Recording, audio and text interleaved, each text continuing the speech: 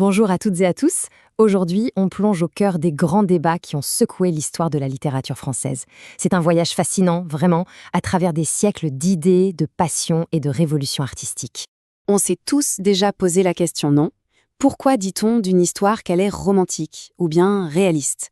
Eh bien, ces mots qu'on utilise presque tous les jours, ils sont bien plus que de simples adjectifs. En fait, ce sont de véritables visions du monde. Des manifestes, carrément. Des idées pour lesquelles des écrivains se sont battus, et parfois férocement. Il faut bien comprendre que chaque mouvement est une sorte de réponse, une rébellion contre celui qu'il précède. Et pour explorer tout ça, notre guide aujourd'hui est un peu particulier. C'est un manuel scolaire de français, un manuel pour lycéens qui vient tout droit du Sénégal. Et c'est ça qui est intéressant, ce regard à la fois intime et en même temps extérieur à l'histoire purement européenne nous offre une perspective complètement nouvelle et vraiment puissante. C'est à travers ce prisme qu'on va tout décrypter. Bon, alors, commençons par la base. Qu'est-ce que c'est, au fond, un mouvement littéraire ? Le manuel nous donne une définition qui est très claire.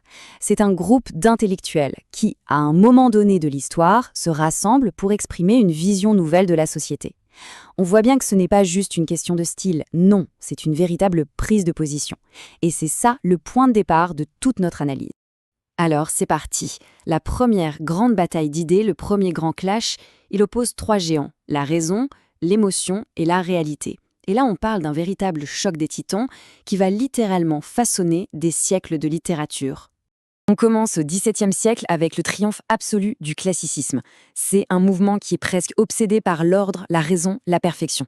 Pour se faire une idée, il suffit de penser à l'architecture de Versailles. Tout y est symétrie, contrôle, maîtrise absolue.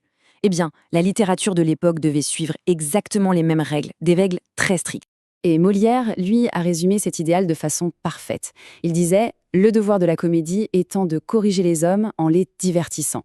Autrement dit, l'art doit être à la fois agréable et utile. Il doit plaire et instruire. C'était vraiment la devise de l'époque. Alors, évidemment, autant de rigidité, ça ne pouvait que provoquer une réaction explosive. Et c'est ce qui se passe au XIXe siècle. Les romantiques arrivent et font littéralement voler en éclats ce carcan. Fini l'ordre. Eux, ils célèbrent la passion, l'individu, le fameux « moi », et la nature dans ce qu'elle a de plus sauvage, tout le contraire des jardins bien ordonnés à la française. Le contraste est saisissant. D'un côté, on a l'ordre collectif du classicisme, tout centré sur la raison, la société, et de l'autre, c'est l'explosion de l'individu avec le romantisme, qui met l'émotion et la liberté au-dessus de tout. Ce sont vraiment deux mondes qui s'affrontent. Mais voilà, après cette grande ivresse des passions romantiques, un nouveau besoin commence à se faire sentir, le besoin de regarder le monde bien en face. Et c'est là que Stendhal lance cette phrase devenue célèbre. Le roman est un miroir que l'on promène le long d'un chemin. Et voilà, c'est la naissance du réalisme. On arrête avec les états d'âme, fini les châteaux en Espagne. Les réalistes, eux, rejettent les idéaux romantiques pour peindre le monde tel qu'il est. Vraiment. C'est-à-dire avec ses classes sociales, la puissance de l'argent et toute la dureté du quotidien. D'accord, mais à force de vouloir coller au réel, certains artistes commencent à se sentir un peu à l'étroit. Et une question commence à germer. Est-ce que l'art doit forcément être utile? Doit-il toujours représenter la réalité qu'on voit? Le tournant suivant, ça va être une plongée vers la beauté pure et vers les mondes invisibles de l'inconscient. Donc, en réaction directe à ce côté un peu utilitaire du réalisme, une nouvelle idée émerge. Une idée assez radicale. L'art ne devrait servir absolument aucune cause, aucune morale, rien, sauf sa propre beauté. Ça, c'est le credo du Parnasse. Et ça se résume en trois mots très simples. L'art pour l'art. C'est tout. La poésie redevient un vrai travail d'orfèvre, quelque chose de ciselé pour atteindre la perfection de la forme. Le message, au fond, importe peu. La seule et unique quête, c'est la beauté pure. Et puis arrive une rupture encore plus radicale, les surréalistes. Et là, ils dynamitent absolument tout. Pour eux, la vraie réalité, ce n'est pas du tout celle qu'on voit tous les jours. C'est celle qui se cache au fond de nous, dans nos rêves, nos pulsions, dans notre inconscient. André Breton, qui était un peu le pape du mouvement, le définit comme un automatisme psychique pur, jusqu'à en l'absence de tout contrôle exercé par la raison. Qu'est-ce que ça veut dire en clair ? Ça veut dire qu'il faut laisser parler l'inconscient, directement, sans aucun filtre, sans la censure de la logique. Et pour y arriver, ils inventent des techniques assez étonnantes, comme le fameux cadavre exquis. C'est un jeu en fait.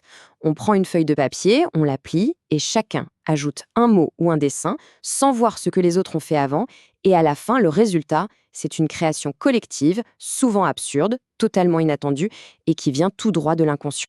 Et c'est précisément dans tout ce bouillonnement d'idées, toutes ces révolutions artistiques, que va naître une nouvelle voie. Une voie qui va, en quelque sorte, répondre à toute cette histoire littéraire européenne. C'est la naissance de la négritude. Aimé Césaire, l'un des pères fondateurs, la définit d'abord par la négative, par ce qu'elle n'est pas. Il dit que la négritude, c'est en premier lieu le rejet. Le rejet de quoi? Le rejet de l'assimilation culturelle. C'est un acte de résistance qui est absolument fondamental. Il faut voir la négritude comme un mouvement vraiment complexe, avec plusieurs facettes. Pour Césaire, c'est avant tout un cri de révolte, où le culturel passe avant le politique. Pour Léopold Sédar Senghor, un autre grand nom, c'est l'ensemble des valeurs culturelles, économiques, politiques, morales et sociales des peuples d'Afrique. Ce ne sont pas des visions opposées, mais plutôt deux facettes complémentaires d'une même et grande affirmation identitaire. Les thèmes centraux sont donc très puissants. On a bien sûr l'affirmation d'une identité propre, le refus de l'assimilation, la dénonciation de l'injustice. Mais ce qui est très fort, c'est qu'au-delà de la révolte, il y a une vision constructive. Elle est résumée par cette idée magnifique d'enracinement et ouverture. L'idée, c'est de puiser sa force dans ses propres racines culturelles pour ensuite pouvoir s'ouvrir et dialoguer avec le reste du monde.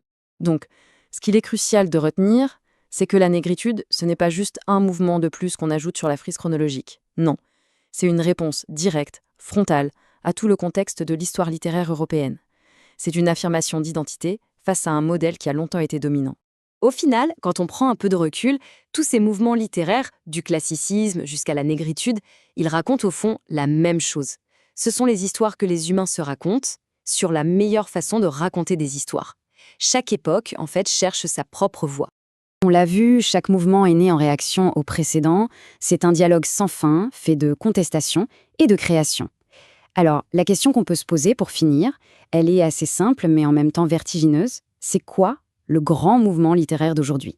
Qu'est-ce qui est en train de naître, là, maintenant, sous nos yeux?